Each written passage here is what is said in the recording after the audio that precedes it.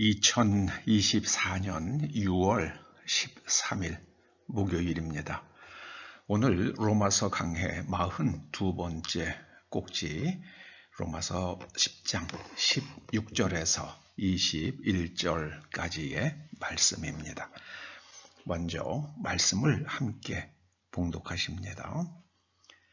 그러나 그들이 다 복음을 순종하지 아니하였도다.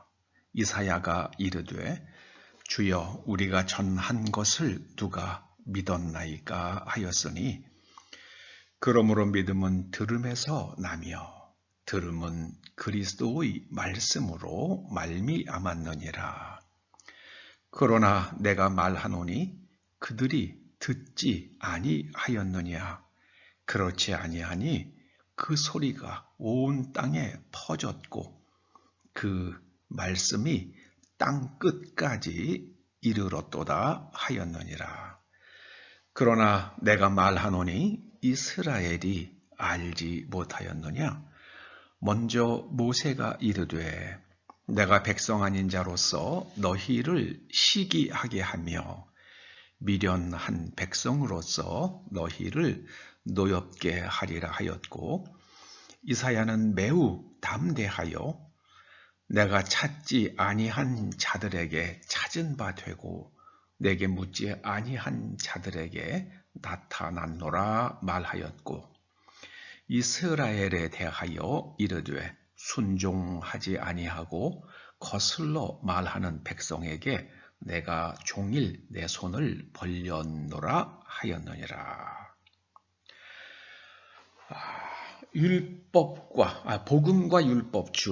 복음과 율법주의, 불순종의 이유에 대해서 한번 상고해 보고자 합니다. 이스라엘은 왜 복음을 거절했을까요? 그들이 율법주의에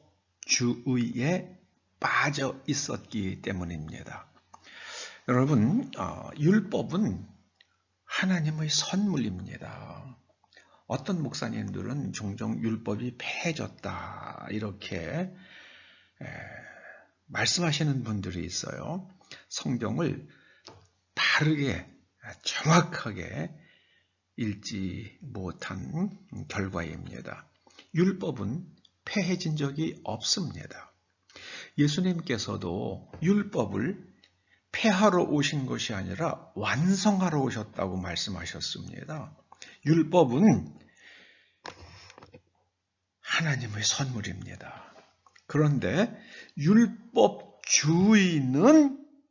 인간 스스로 만들어낸 종교 체계입니다. 율법주의는 종교 체계예요. 이스라엘 사람들이 만들어낸 종교 체계입니다. 우리는 무슨 이 주의자가 붙을 때 굉장히 의심해야만 합니다. 이 주의라는 단어, 민주주의든 공산주의든 이런 주의자가 붙으면은요, 그거는 체계화된 인간의 주장입니다. 체계화된 인간의 주장. 그래서 그런 주의자가 붙은 그런 말들을 들으면은요, 그 주장이 옳은지 의심해야 합니다. 내가 한번 의심해 봐야 합니다. 제가 그 호모사피엔스라는, 인간을 흔히 호모사피엔스라고 그러잖아요. 호모사피엔스라는 말의 뿌리를 찾아보고 나서 굉장히 많은 것을 깨달은 적이 있습니다. 이 사피엔스라는 말이 사페레라는 라틴어에서 나왔다 그럽니다. 사페레라는 말의 그 뜻이 분별하다 혹은 맛보다. 우리가 맛을 보면 그것이 쓴 건지 단 건지 구분하잖아요. 이 사페레라는 말은 내가 씹어 먹어보고 그것을 분별하는 겁니다. 이걸 뱉을 건지 삼킬 건지. 그게 인간은 호모사피엔스라는 그 말 속에는요. 인간은 감각을 따라서 행동하는 존재라는 그런 암시가 들어 있습니다. 포스트 모더니즘은 이걸 강조하죠. 감각. 여러분 예를 들어서 남자와 여자의 성을 결정하는 것은 인간의 감각입니까? 취향입니까? 아니면은 과학적 진실입니까? 남자나 여자냐를 구분하는 거는 이거는 진실이에요. 진실. 내가 Y 염색체를 가지고 있으면 남자고요. Y 염색체가 없으면 여자입니다. 그게 진실이에요. 그런데 내가 그냥 뭐 여성적인 취향이 좋다. 그래서 나는 여자다. 근데 그 다음날 되니까는 뭐 내가 남자가 되고 싶어요. 그럼 난 남자야. 전에 스위스의 아주 뭐 두 번째인가 뭐 몇 번째로 큰 뭐 은행이 흔들흔들했잖아요. 근데 그 회사의 중역한 사람은 어느 날은 남자 양복 입고 출근을 하고 어느 날은 여자 옷을 입고 출근하고 그랬다고 그럽니다. 자기의 기분에 따라서 오늘은 남자, 또 어느 날은 여자 그렇게 행동을 했다고 그럽니다. 지금도 그러고 있는지 모르겠어요. 그 은행이 있는지요. 크레딧 스위스인가요? 그 은행, 네. 근데 저는 그걸 호모사피엔스라는 말보다는 성경은 인간은 생각하는 존재여야 된다고 말씀하죠. 생각하라. 자꾸만 말씀하십니다. 기억하라. 그래서 인간은 호모 코기탄스라는 말을 제가 한번 만들어 봤습니다. 코기또 에르고 숨이라는 나는 생각한다. 그래서 나는 존재한다. 뭐 그런 말이 있잖아요. 데카르트가 했다는 말이요. 그래서 거기서 그 코기또에서 그 코기탄스라는 그 생각하는 존재라는 말을 한번 만들어 본 적이 있어요. 호모 코기탄스. 호모 코기탄스. 그래서 이 생각을 해서 무엇을 하자는 겁니까? 의심해보고 진실을 찾자는 거예요. 진실. 오늘 이 사도 바울을 통해서 하나님께서 우리에게 지금 들려주시는 말씀은요. 이스라엘 백성들은 율법주의에 빠져 있었기 때문에 율법을 완성하러 오신 예수님의 말씀, 곧 복음을 순종하지 않았다. 이렇게 말씀합니다. 그러나 모든 사람이 안 들었는가? 그렇지 않다고 말씀하세요. 내가 말하노니 그들이 듣지 아니하였느냐? 그렇지 아니하니 그 소리가 온 땅에 퍼졌고 그 말씀이 땅 끝까지 이르렀도다. 이렇게 말씀하십니다. 이스라엘 사람들, 율법주의에 빠져 있었던 사람들만 복음을 거부했던 겁니다.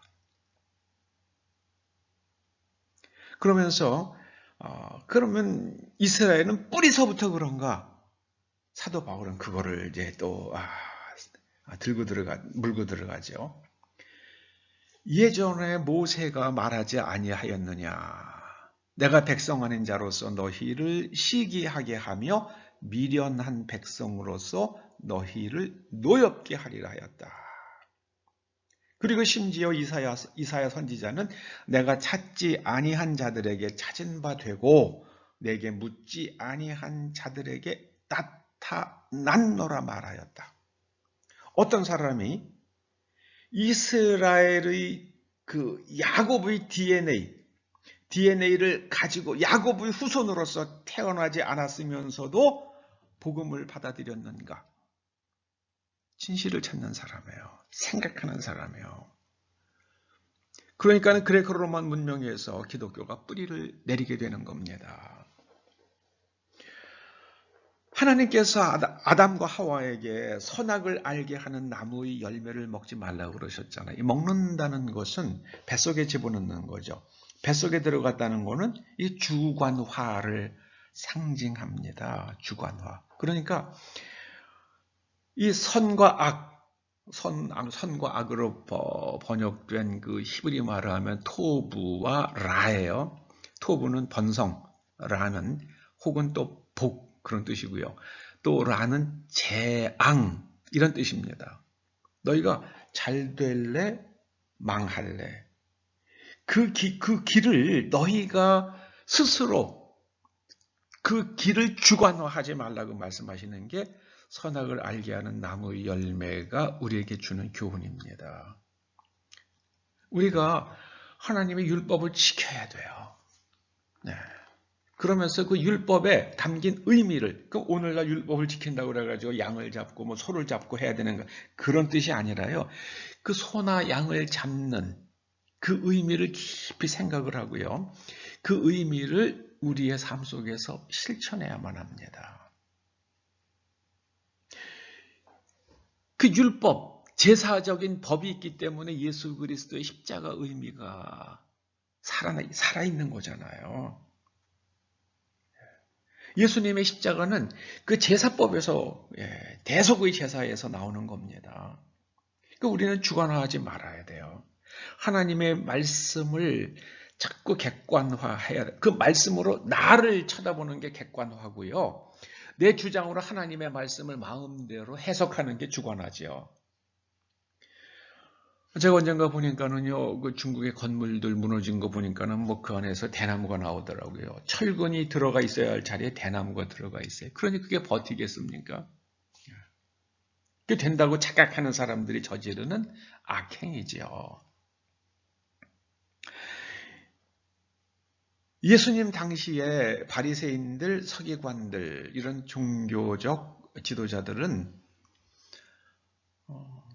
율법주의에 빠져 있었습니다. 율법주의. 그러니까 뭐 속이 어떻든지 간에 그런 거 관계없이 우리가 제사만 지내면은 우리는 하나님의 자녀인 거고 우리는 나중에 죽어서 우리는 다 좋은 데 간다. 이렇게 생각을 했습니다. 그래서 6월절이 되면은 예루살렘이 피바다가 됐다고 그러더라고요. 요세푸스라는 사람이 전하는 그 당시의 모습에 보면은요, 예수님 당시에 6월절이 되면은 한 20만 마리가 넘는 양이 제물로 바쳐졌다고 그래요. 20만 마리가 넘는 양이요. 그러면 그 양 한 마리에서 피가 1리터만 어떻게 땅바닥으로 흘렀다 쳐도요, 20만 리터예요. 20만 리터. 20만 리터면은요, 이거 뭐 어마어마한 거잖아요.